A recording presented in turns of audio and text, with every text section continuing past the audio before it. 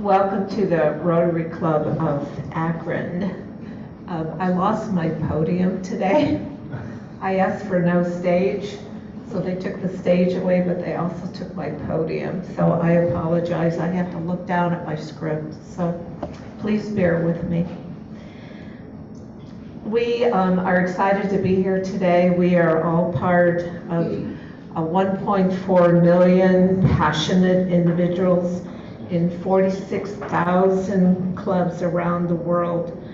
We both are an international organization and also a very active local community leader. Together, we lead change in our backyards and across the world. That's what I found. There you go. Excuse me one moment here as I transition.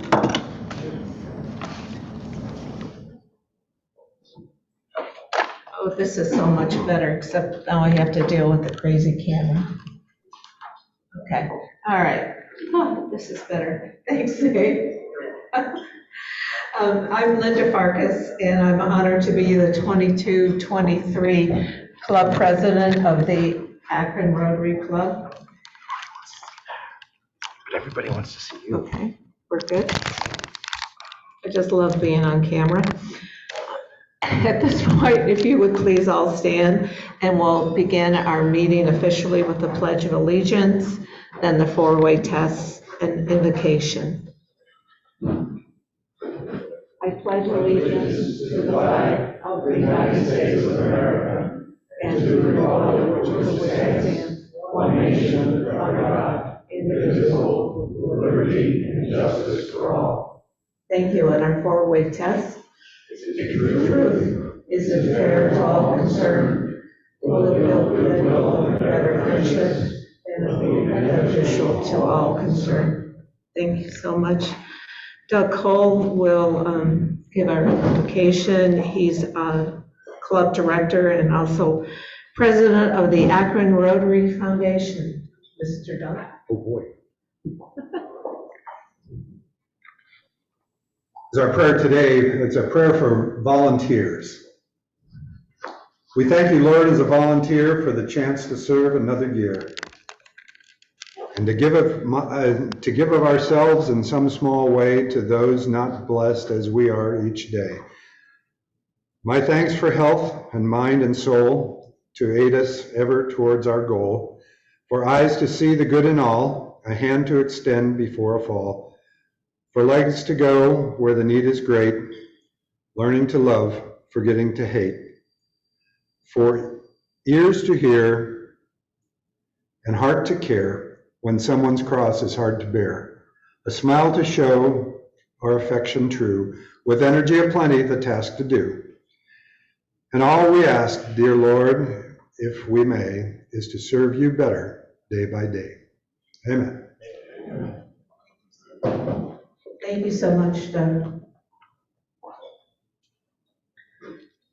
Our greeter today is David Hall, and he's at the back of the room. So, David, it's all yours. Thank you, Linda. We have a couple of visiting Rotarians. So first of all, we have David, and I don't want to butcher your last name, David. Is it Lavalier? No. Not even close, huh? David Paul. I do. What's that? No thanks. All right. David Paul. And then we also have Fred Carter from Port Summit. And his son is with him as a guest, is Daniel Carter. So would you like to say anything, Fred and Daniel? Not exactly, no. Just hi, everyone. I'm glad I got a chance to stop in. It's good to see so many happy faces. You know, when you're in a room full of Rotarians, it's always good to have a room full of good faces. So, just thanks for having me here. I'm looking forward to maybe stopping in a little bit more occasionally now that I know where you're at. I was actually here about 2 weeks ago and almost got sucked in the room just by walking by the door. It's how friendly you all are. And, so again, I'm really looking forward to getting to see how you guys do things over here and just being a good neighbor. Thank you. Thank you. And Daniel, you're a student. Where are you a student at? I'm at Mogador. Mogador High School. Welcome. All right, then we have Dr. Doug as a guest. Dr. Doug was running late, so he'll be here as soon as possible. But Chandra, I'll butcher your last name, so I'll let you say it. Well, it's Gosmer. So, hi everyone. My name is Chandra Gosmer. I'm the student at the University of Akron, and Dr. Dow invited me over again today, and also Mr. Steve after a long time. Thanks for having me, and get to see you guys all. Thanks for coming, Chandra. Chandra is a former Rotary at North High School and Interact now at University of Akron, correct? Mm-hmm. Rotary. All right, I got that backwards, sorry.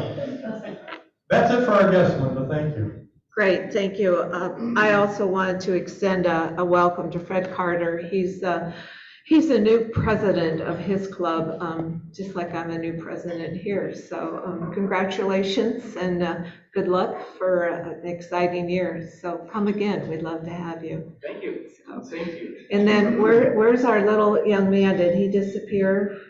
Did he leave already? Rotary? Oh, Chandra's here. Oh, okay. Just so we do a remembrance, there you are.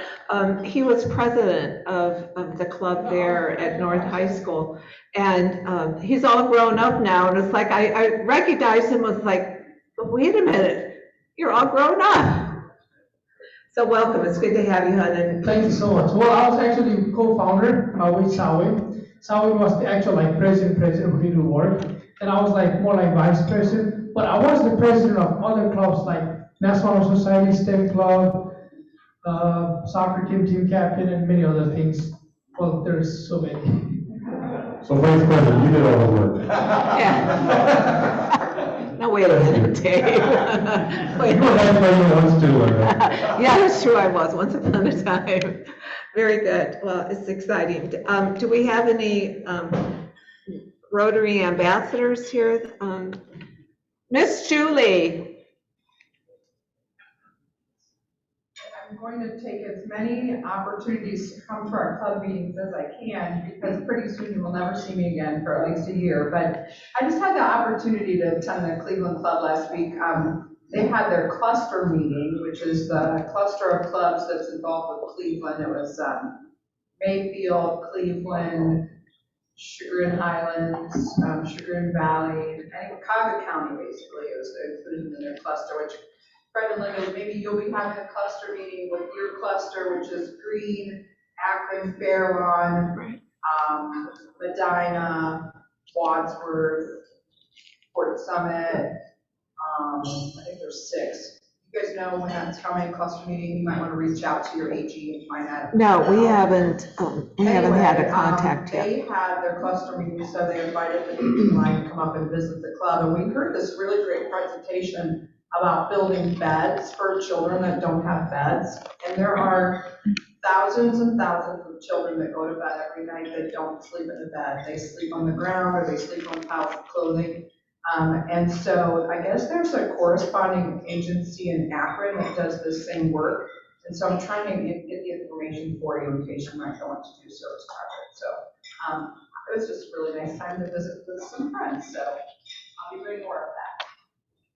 Thank you. Thanks, Julie. Any other ambassadors? No? Okay. All right, to move and expedite our time, Dave, do we want to do happy dollars real quick? Sure. A minute per statement. All right, we'll try and keep it short. So I have 2 happy dollars. We have our Akron Food Bank project tomorrow. It's not too late if you want to sign up. You have to fill out an application at the Akron Food Bank, and that'll get you in once you're there. 4:30 to 6:30, and it's always something different. We're always breaking down big boxes or big quantities or something into little quantities so they can distribute. And thank you. Then yeah, the best part, as Connor says, is we have a social afterwards. 6:30, we're going to be going to Arche's. They're in the old Goodrich factory, so on Main Street. So it's just down around the corner. So it's very close to the Akron Food Bank. If you're not able to make the food bank, you're welcome to join us at the social as well. So don't need to RSVP, but if you know you're coming, let us know. We'll make sure we'll have plenty of room. Thank you. Anybody else happy? Dan. Happily in the corner. Now my happy dollar is today for, this past week, we had a new program at camp. Well, not a new program, but kind of a restart because of COVID, called Camp Promise. And they're a camp for a program, a national program for individuals with muscular dystrophy. And so we were able to serve about 30 participants this past week through that program. So it was really cool, really neat, and we're looking to expand it next year. Great, thanks, Dan. Who else is happy? David. Thank you. I've got two. One, I'm happy that our exchange students have been arriving, and just wonderful to see their bright faces. And the next one is to wish the success and safety of all the kids who are starting school tomorrow for a wonderful school year. Thank you, David. Thanks, Dave, I appreciate that. Who else? I'll back up, Dave, I have a teacher now at Kimberly's that's going through second year teaching for fourth grade intervention. And this morning, I don't think we realize what these teachers are preparing and training on. Give me a minute. This morning's session on her in-school training was active shooters. And so let's pray for those teachers and those kids and for safety and fun and all the good things that come with a new school year. So that's a little bit of a wake-up call when you talk to your kid and that's what they're thinking about today. So. Absolutely. My wife's a teacher and she got up early to go to a couple early morning meetings, so they have a big year in front of them. Malcolm. I have 4 happy dollars. One for my friend Virginia, who is my sponsor and has continuously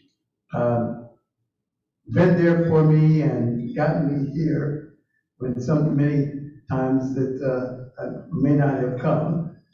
The second is for Jerry, who I've been very grateful for and a very good friend of my sisters. One for Valerie Magruder, who is a colleague on the screen, who's here. She's from Community Relations. And the last one is for Jack Carey.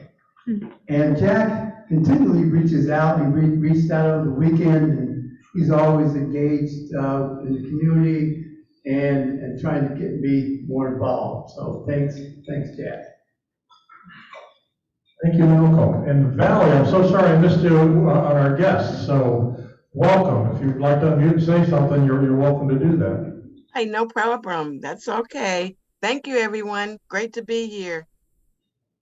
Thanks, Valerie. Bella, you have a happy well?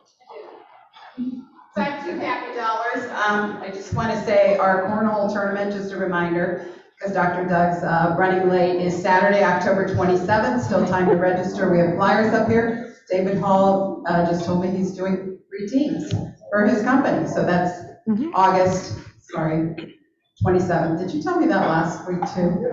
I don't know. Sorry about that. I am. Sorry. And then the last thing, hopefully you all received, and if you didn't, I have them up here, is the invitations for our regatta on September 24th. So hopefully you'll all be joining us. I know some of you have already registered, so thank you. Wonderful. Bang. Hey, good afternoon, guys. 3 quick happy dollars. Number one, my dad gave me the week off work, so I'm staycation. I decided to order 10 cubic yards of mulch yesterday, and I've spread 9 of it. So I'm just happy I'm able to walk today. Other things I'm happy about coming up this Friday, we have the Stan Hewitt Gala. I'm going with a couple of my friends, including Rotarian Tom Knauer and his wife Missy, so it's going to be a good time, black tie affair. Should have a good time representing the club. And then lastly, I don't get to golf as much as I used to, but I played in the Rubber City Open over at Firestone Country Club last weekend. led the field in eagles and birdies, and I matched my career low, so I was pretty happy about that. Congratulations. And mulching helps the swing, Doug says. Anybody else happy? Anybody online? Anybody online happy? Oh, wait a minute. Fred's happy. Hang on a second.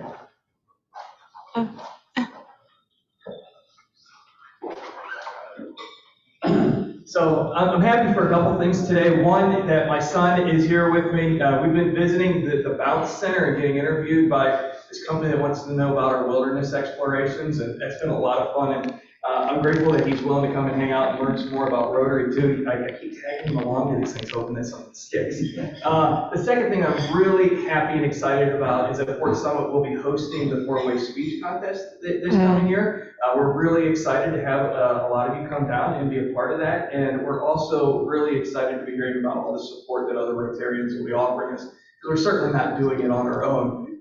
And so thanks again. Do you know the date off the top of your head for the four-way test contest? I don't. I'm sorry. Okay, no worries. Julie says second Saturday in April, so usually. Anybody else? All right, thank you. Woohoo, okay, yay. Again, just quickly, the food bank tomorrow night, 4:30 to 6:30, our happy time together, thanks to David Hall at Arche Brewery. I believe it was 6 o'clock, Dave. Yesterday, our survey was due online, so we will be giving you results here shortly. Kickoff for Regatta, Dan and Mela, good luck. And I would again propose the money that we collect today for Happy Dollars to go to the Kentucky flood relief and support the efforts of the Rotarians in Kentucky that are dealing with that horrific flood. Don't forget, the next two meetings will be at the Akron Rotary Camp. And Dan, any updates on that? Or we're good to go for the 23rd and the 30th? See you there. Okay, and lunch will be there. So we're excited about being at the camp, and we'll have lunch there. So exciting times ahead. Then at this time, I would like to give the microphone to our newest Rotarian in the whole world, Michael Cahoe. And Michael did not have an opportunity when he was inducted because we were so excited. We just couldn't, we were beyond ourselves. So Michael's just going to briefly give you a quick synopsis of who he is. I'll get in front of the camera here so the online folks can see me. So Mike Cahoe, I was born and raised in the Richfield, Bath area, went to Revere. I was involved in a lot of volunteer stuff in high school because they kind of threw it at your face. It was really easy to get involved. And then after graduating, it wasn't nearly as easy. They didn't just hand it to you. So that's one of the reasons I'm joining the Rotary. I'm also on the Revere School Board now and the Cuyahoga Valley Career Center Board. So that's just good experience, I think, to bring to Rotary. I went to Case for about 2 years for college, and then I got my current job working for the Lieutenant Governor's office. So now I'm going to school online at the University of Maryland. That kind of brings me to date. I put a bio in that was in the newsletter 2 weeks ago. I also enjoy cooking. So that's about it for me. So thank you. Thanks, Michael. Again, our newest Rotarian in the whole wide world, and our newest here in Akron. So again, Michael, it's great, and congratulations. Just a quick happy birthday to Brian Casarco. He's on vacation, and today's his birthday. So at this time, Jerry.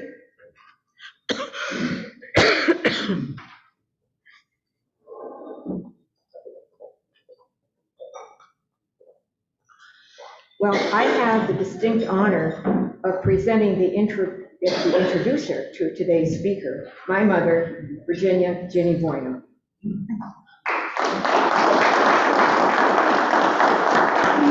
Well, it's indeed a pleasure for me to be introducing our speaker. Rather than going through his whole biography, I'm going to start with an anecdote that none of you know. You've probably forgotten. Some years ago, Malcolm and his sister visited Dick, my husband and me, in Boise, Idaho. We had gone to the Birds of Prey. We had gone to the Basque Museum. We had gone to the penitentiary. And the penitentiary in Boise is a tourist attraction. It's no longer a jail. Anyway, so now we're going out to dinner to the Area Club, which was, at then, when I was then, it was a kind of a business person's club, upscale. And we're all ready to go, and Malcolm is dressed casually, and so we mentioned to Malcolm that they would give him a sport shirt. And he said, just give me 10 minutes. And he came down wearing a shirt with French cuffs, gold cufflinks, Windsor tie, and a very nice sport shirt, coat. And my husband said he outdressed the whole club. And I mention that only because this is indicative of Malcolm's attention to detail, of which he is an expert. He would always decide, is this good for the community? Is this good for an individual? He has a great attention for making sure that whatever he does is correct. And Jerry told me to be sure to make this very short. And so I want to end by saying not only have I known Malcolm since we used to take him to choir practice at St. Paul's, his sister was my daughter's best friend, and I was a very good friend of his mother's. We had long since gotten rid of the Mrs. Costa and Mrs. Bueno. We were May and Virginia, and we stayed close. And the reason I bring May to the conversation is she epitomized bringing up her children to have service above self. So it is my great honor and her privilege to introduce to you my very dear friend Malcolm Costa, who is President and CEO of Community Action Akron Summit.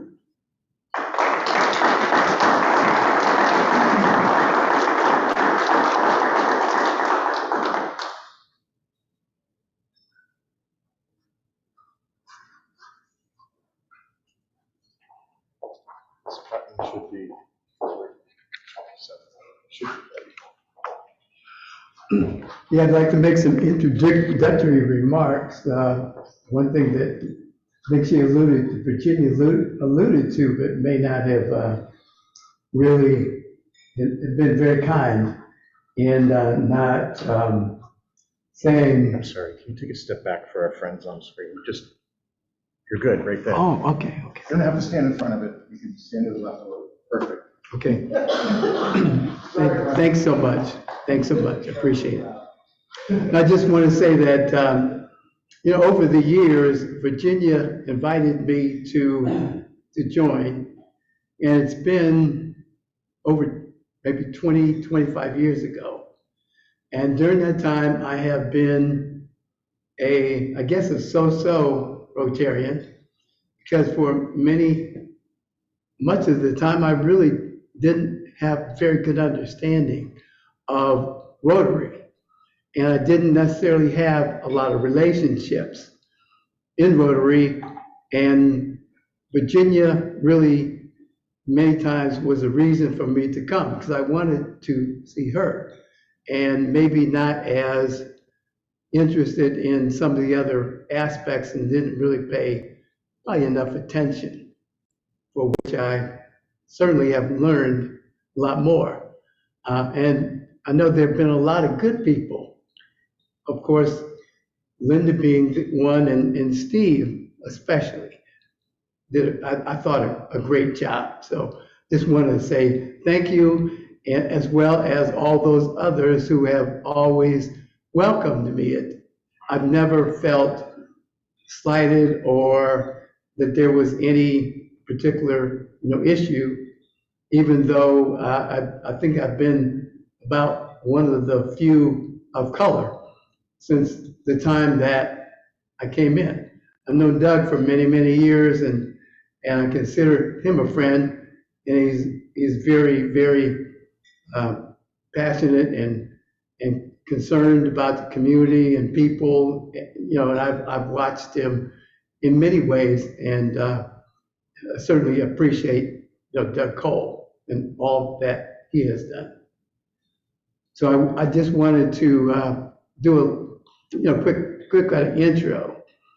And I'm going to also express appreciation to, again, Valerie Magruder, who kind of put some things together, include a few of the slides. There are not a whole lot of slides, but a few that kind of depict some of the topic.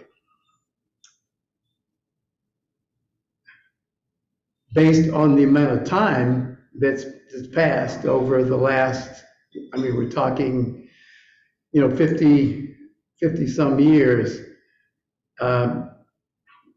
finding material was not the easiest. So there are a few things that we found that we're gonna show, but most of it I'm gonna just talk about. So, again, I'm here because of Virginia and Jerry as family friends, and starting with my mom. One thing that Virginia didn't mention was, in addition to taking many of those in my family to church when we only had one car, there was a very close relationship between she and my mother, and they were really very, very close friends. And my mother has been gone for, you know, for 20 some years. So that is another very special aspect. Yeah, I was asked to talk about the Innerbelt and also the work that I've been doing on the job for the past 40 odd years. I intend to show the relationship between them. Others may speak more in depth about the Innerbelt. I'll start with work.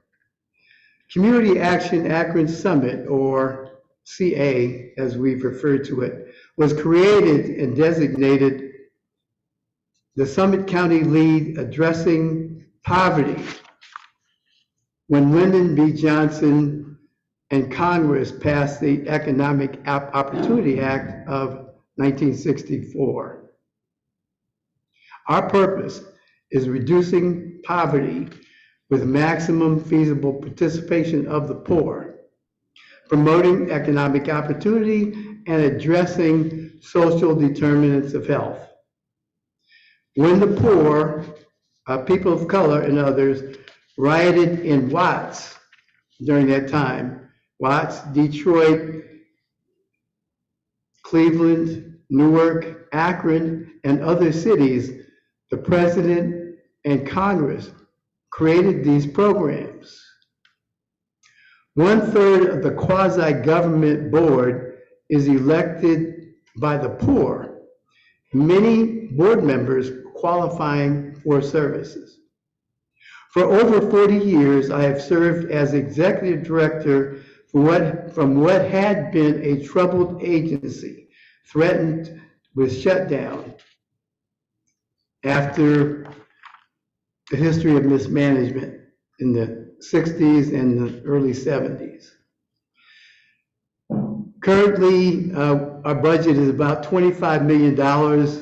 It's boosted to nearly $100 million during the pandemic, paying rent and mortgages, water bills, utilities, and other basics. And the other major aspect of what we do is and has been for over 40 years we provided early education for 1,500 children presently, and present where thousands of poor families receive no-cost early education services. Other services are a range of assistance programs and pathway, what we call Pathway Community Hub for pregnant women and babies, a foster grandparent program for the elderly poor, and as it indicated, utility assistance. These are a few of the current programs, and there have been many others that have been provided over the last 4 decades. So that's just a touch of the business that I'm involved in. And many would say, well, how come you're still there after 40 years? I did not plan to be there 40 years. I had never been at a job for more than 5. I was with the IBM Corporation for my first, I guess, career, as well as working at the university, Youngstown State University, and the Akron Urban League. But when I came to Community Action after we had been in existence for 12 years and there had been 8 executive directors before me. So a lot of people didn't give me much of a chance. But over a period of time, based on all the things that we were able to do and ways that we were able to help people, essentially it became my life work. And I suppose you probably have guessed that I'm probably not going anywhere now, except to retire. As you may recall, some of you, others certainly not, during the time that we were created, related to both the poverty as well as problems, for example, of the Innerbelt, tensions were high. Similar disturbances, as I indicated, occurred across the country. And what I'm talking about is the quote-unquote riots that preceded the Akron Innerbelt. There was a commission appointed by Mayor John Ballard called the Lively Commission in 1968, in April of 1968.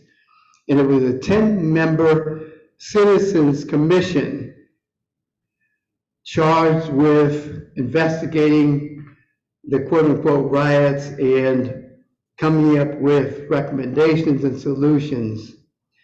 The work that they did very extensively under the guidance of the dean of the graduate school at the time, Edwin Lively, was really phenomenal that they did it so quickly and so thoroughly. And it is a very extensive report, and it's available. I've reviewed it a number of times. But they issued that report April 16th, 1969, after conducting hearings for 9 months. It was a very difficult period at that particular time during the late 60s. The report, among other things and recommendations, took issue with the government for deplorable conditions and made recommendations for improving the lives of affected Black residents. Most of the Lively report recommendations were not implemented due to many factors. My personal question was whether creating the Innerbelt was a strategy to divide the area because it dismantled infrastructure and punished thousands of people, perhaps, for what might be considered rioting. The Innerbelt project was formed a few short years after the 1968 disturbance, and also a few years after the formation and initiation of community action in this community and across the country. Many of those who were residents of the area were served by community action programs being designated for the poor. Because even though there were poor, even though many were poor in the area, their circumstances were improved from their previous circumstances. Many, in a large number of those that resided in the area that was affected by the Innerbelt were a part of what was called the Great Black Migration of the late 50s, where many who had been related to families involved who were slaves and then became workers in the fields and so forth and so on, and whose circumstances were not a lot better than slavery,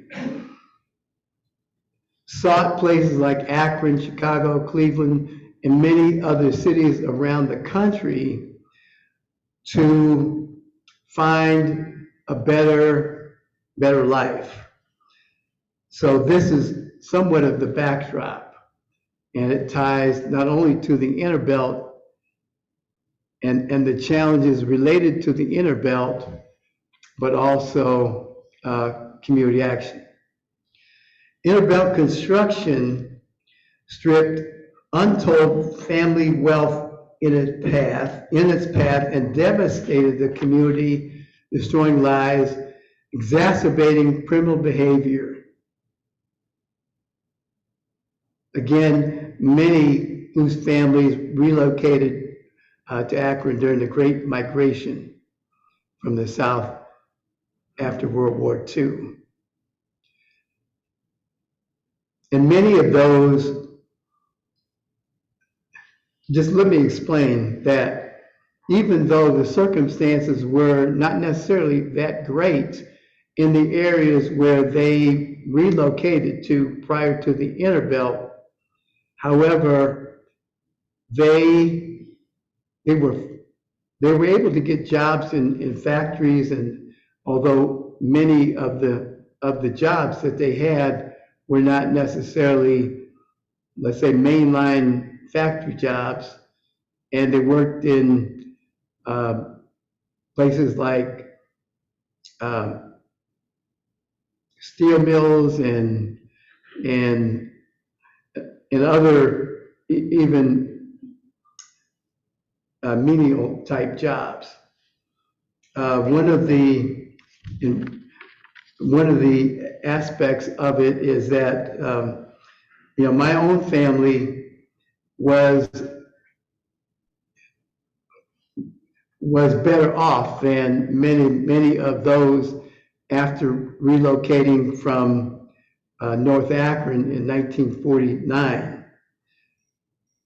However, my dad worked 3, sometimes 4 jobs, and one of them was that he opened a barbershop at 562 Worcester Avenue. And so, that I have a relationship with the area and saw a lot that went on, attended schools in the area, and so forth. So many were legally denied, as I think many know, the opportunity to own property until after early residents of that area left the area. My own belief is that the Innerbelt may have been a penalty for the civil disturbances of 1968. That's certainly not proven, and it's just my personal thoughts. But again, thousands of residents were impacted in what had been a bustling community, the core of which was the Worcester Avenue business area, a bustling and energetic urban center for decades. Although prior to blacks coming into that area, similar to a lot of other places, it was a Jewish community. And just one kind of anecdote, if you allow me, that when my dad bought the barber shop in 1953, I became the shoeshine boy there at 7 years old. So part of the job of the shoeshine boy was to sweep the floor. And so I was there every week, every Saturday especially. And when I swept the floor, many times there was hair. It was a different kind of hair than the hair from the customers in the barber shop. And I never really understood that and did not know that that was from the previous ownership that had been there. So with the Innerbelt, whole streets were eliminated. Many became dead end, cut off by the Innerbelt. And what is seen, my opinion, based on really looking at driving through many streets, knowing many people that live there, looking at streets that disappeared and were cut off and so forth, it became just a somewhat, it was like a locked in area to a great extent for many who really didn't have access to resources, including transportation. Just wanted to mention, and for some, that Worcester Avenue is now named for Vernon Odom, a past well-loved executive director of the Akron Urban League. Although I even questioned that because everything else was stripped away. And so even streets and names of streets. Now, Worcester Avenue was not named for any particular individual that anybody particularly knew, but it was there for many, many years.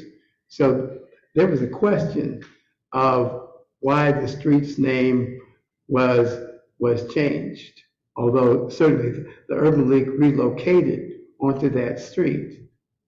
But just something that nobody will really ever know. So that's the kind of the end of the prepared remarks that I had.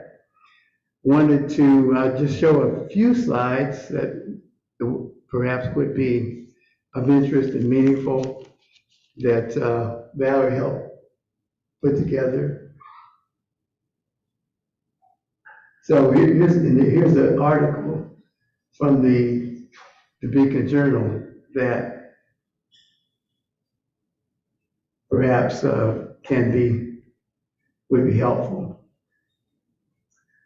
So I'm looking for the slides. Which one do you want? Slide 3.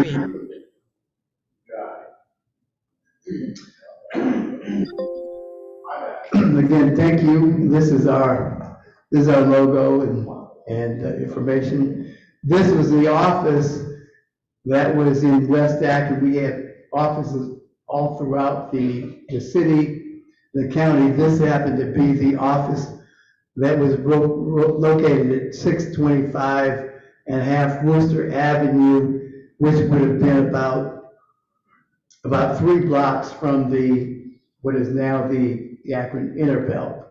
And it was a hub for the community, many neighborhood residents, individuals, many times who had troubled backgrounds, and those that they served at the time, but I was not there, who we served who had problems with drug and alcohol, just as an example. So that was something that that I've always looked at. And this is the office that I first came to as a part of community action. Because I worked in community action in the very beginning, in the early 60s, early mid-60s. I worked in Ravenna. That's where I kind of got the community action bug, so to speak. So this is just a picture of the intersection, one of the key intersections in that area, at the corner of Rhodes and Worcester Avenue, prior to the Innerbelt.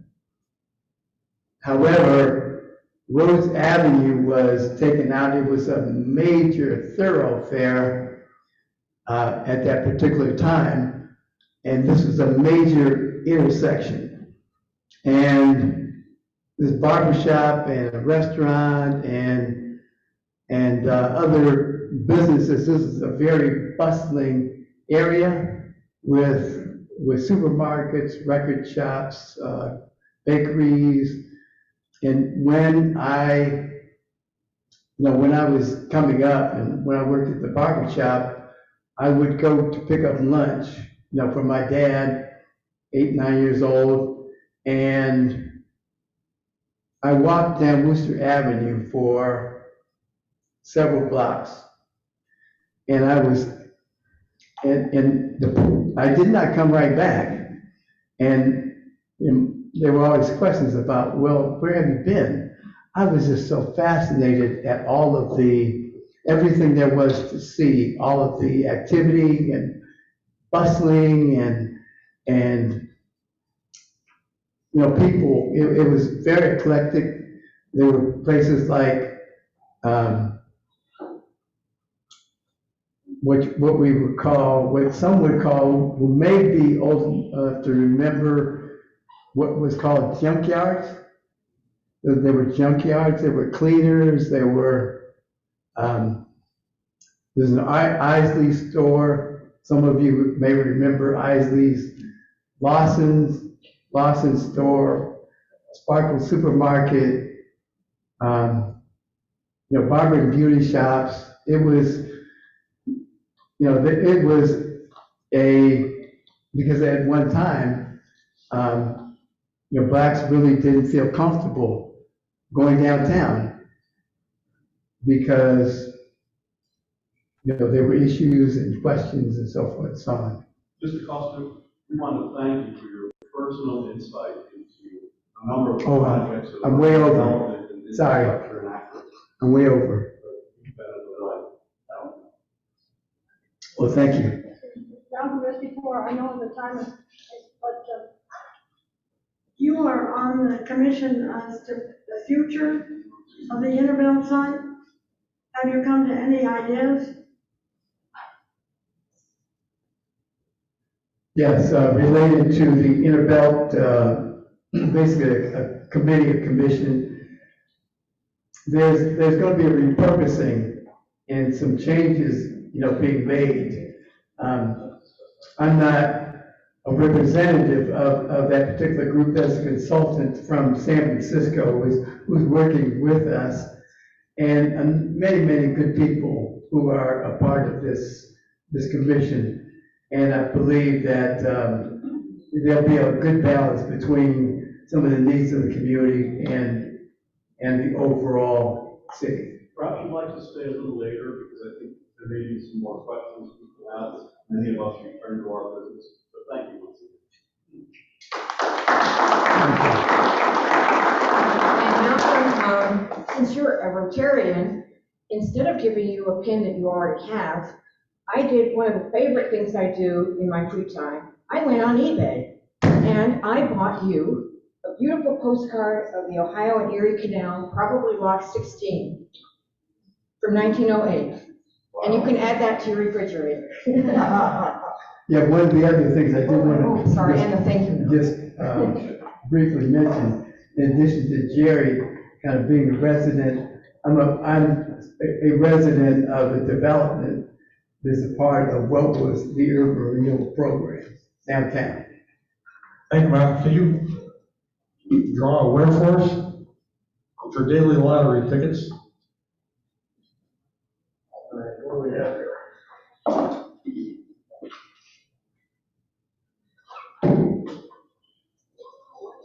228530. I think that's mine. Dang, check behind you there. It's me, okay. Thank you. It's I want to thank everybody for coming today. Malcolm, it was so good having you, so thank you. To our guests, please come back. Our newest Rotarian. And thanks again for coming today. Dr. Doug, you made it, yay. Thank you, David.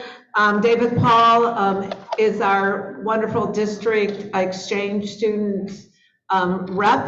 So if you have any questions about inbound, outbound students, David's the guy to see. And everybody have a safe trip back to work and home. Thank you so much. Meeting's adjourned.